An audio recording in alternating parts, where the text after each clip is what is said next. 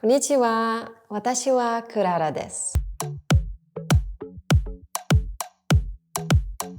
Ihr Lieben, ich hoffe, euch geht es gut. Heute habe ich ein besonderes Video, denn anstatt dass ich euch zum Thema deutsche Sprache etwas erkläre, könnt ihr mir zuschauen, wie ich eine neue Sprache lerne.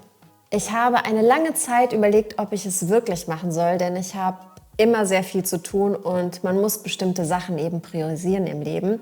Da geht es uns allen ähnlich. Daher war es mir vor allem wichtig, dass, wenn ich mich auf dieses neue Abenteuer einlasse, ich flexibel lernen kann. Und da ich keinerlei Kenntnisse habe und die Sprache, die ich lerne, anders als alle anderen Fremdsprachen ist, die ich bis jetzt gelernt habe, wollte ich auch einen Lehrer haben, der mir am Anfang hilft. Jetzt fragst du dich sicherlich, von welcher Sprache redet sie denn eigentlich die ganze Zeit?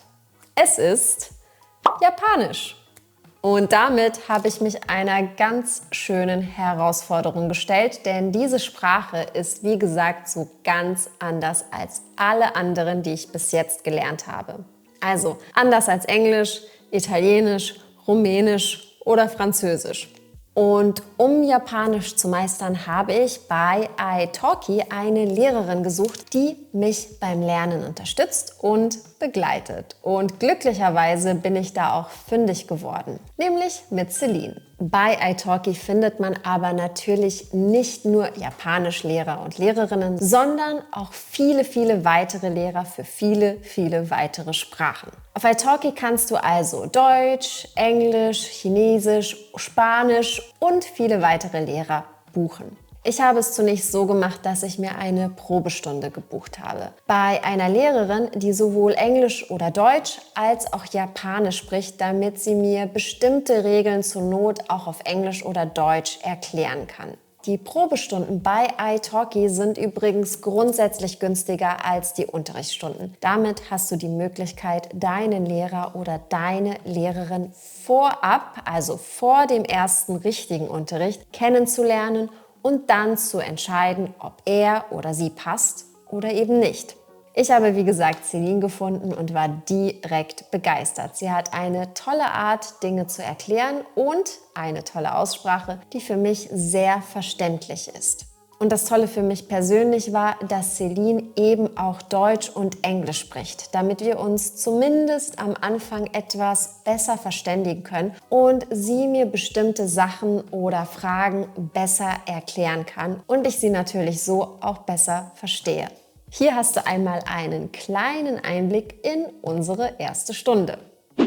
Hallo Celine. Hi Clara. Ja, ich habe Japanisch ausgewählt, weil ich gerne nächstes Jahr nach Japan reisen möchte. Und bevor ich dahin reise, würde ich zumindest gerne mal ein paar Basissätze, also ein paar Muttersätze lernen oder ein paar Standardsätze, wie zum Beispiel, wie bestelle ich Wasser oder wie kann ich fragen, ob ich mit Karte bezahlen kann oder wie kann ich etwas im Restaurant bestellen. Ganz einfache Sätze in der Alltagskommunikation, damit ich zumindest etwas sagen kann.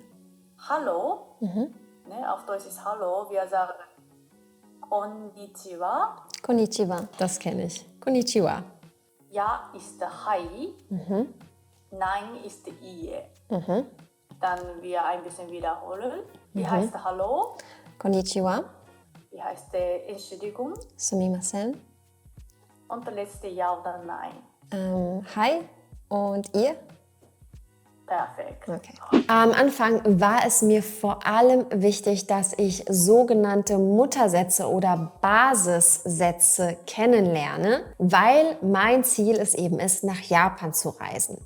Das empfehle ich übrigens auch immer meinen Deutschschülern, wenn sie gerade erst mit der Sprache anfangen. In dieser Phase beschäftigt man sich noch nicht mit Grammatik. Man möchte ja erst einmal ein Gefühl für die Sprache entwickeln. Auch meine Lehrerin Celine teilt diese Meinung. Was wir also gemacht haben, war, dass ich ein paar für mich wichtige Sätze vorgegeben habe, die sie mir übersetzt hat. Und diese haben wir so lange wiederholt, bis sie zufrieden mit meiner Aussprache war. Ich kann dir sagen, das war ein richtiges Erfolgserlebnis für mich. Und das motiviert natürlich wahnsinnig weiterzumachen. wo ist Tokio? Wir sagen, Tokio wa doko desu ka? Tokio wa doko desu ka? Perfekt. Okay. Kado wa tsukaemasu ka? Kado wa tsukaemasu ka? Um noch mehr Ausdrücke und Sätze zu lernen und den Lernprozess etwas zu beschleunigen, schaue ich mir übrigens in meiner Freizeit auch japanische Serien, Filme und manchmal sogar Animes mit Untertiteln an. Wenn mir also etwas auffällt oder ich eine Satzkonstruktion nicht genau verstehe, notiere ich sie mir und frage dann meine Lehrerin in der nächsten Stunde. Zum Beispiel ist mir aufgefallen, dass in den Filmen oft unterschiedliche Formen verwendet werden, wenn es darum geht, um etwas zu bitten. Also wir haben einmal kudasai und einmal onegai shimasu. Da habe ich meine Lehrerin gefragt, was der Unterschied ist. Was ist der Unterschied? Ja, kudasai ist etwas Dinge. Ja. Ich sage, I want this. Aber onegai shimasu ist noch allgemein, bitte. Das heißt also, wenn ich sage, ich will das oder ich will das, dann sage ich immer kudasai. Und wenn ich um etwas bitte, sage ich onegai shimasu. Okay. Perfekt. Verstanden, Ja. okay. Das ist übrigens auch ein ganz wichtiger Tipp für dich, wenn du Deutsch lernst. Versuch nicht immer nur mit Deutschbüchern zu lernen. Das heißt also, da zu sitzen und Grammatik zu pauken ohne Ende. Das kann dir natürlich helfen für dein theoretisches Wissen, aber wenn es um das praktische Wissen geht und es eben darum geht, in eine Sprache einzutauchen, ist es wichtig, dass du dich den ganzen Tag mit dieser Sprache beschäftigst. Also Filme schauen, Radio hören, Podcasts hören. Umgib dich so viel wie möglich mit der Sprache. Das wird dir in Zukunft so vieles erleichtern, denn so lernst du ganz passiv bestimmte Sätze, ohne die Grammatik überhaupt zu kennen und zu gebrauchen. Denn wenn wir ganz ehrlich sind, Grammatik brauchen wir, um uns selbst im Kopf eine Struktur für eine Sprache zu schaffen. Aber wenn du die Chance hast, Sätze und Ausdrücke passiv zu lernen, einfach so mitzunehmen, nutze diese Chance. Das erspart dir mühselige und langweilige Lernprozesse. Also, wie gesagt, ich habe mir Fragen notiert, die ich im Laufe des Tages hatte, wenn ich zum Beispiel japanische Inhalte konsumiert habe. Also sei es YouTube-Videos oder Animes oder Filme oder Musik. Übrigens, ich habe mir da auch eine tolle japanische Playlist zusammengestellt mit 80er Jahre Pop-Songs. Ich liebe sie. Also, ich habe mir, wie gesagt, nochmal die Sachen, die ich fragen wollte, notieren und diese habe ich dann in der darauffolgenden Stunde mit ihr geklärt. Die Unterrichtsstunden kannst du übrigens super flexibel und individuell vereinbaren. Es gibt kein Abo und du kannst, wenn du mal keine Zeit hast, im Urlaub oder krank bist, ganz einfach eine Pause machen. Denn du zahlst einfach stundenweise. Auch bei mir ist es so, dass ich keine regelmäßigen Unterrichtsstunden machen kann, weil ich beruflich sehr eingespannt bin und meine Prioritäten ganz klar darin liegen, euch beim Deutschlernen zu unterstützen. Aber dennoch habe ich mir 2-mal die Woche Zeit für Unterricht genommen und wie gesagt in meiner Freizeit versucht, Inhalte in der japanischen Sprache zu konsumieren.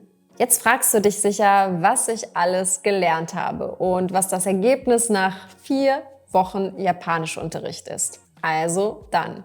Konnichiwa, watashi wa Clara desu. Nihongo o benkyou shite imasu.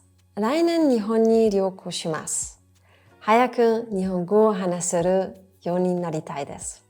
Ich weiß, es ist definitiv noch nicht perfekt und ich muss an meiner Aussprache und Intonation arbeiten, aber ich bin trotzdem so stolz auf mich, dass ich diese 3 Sätze sagen konnte.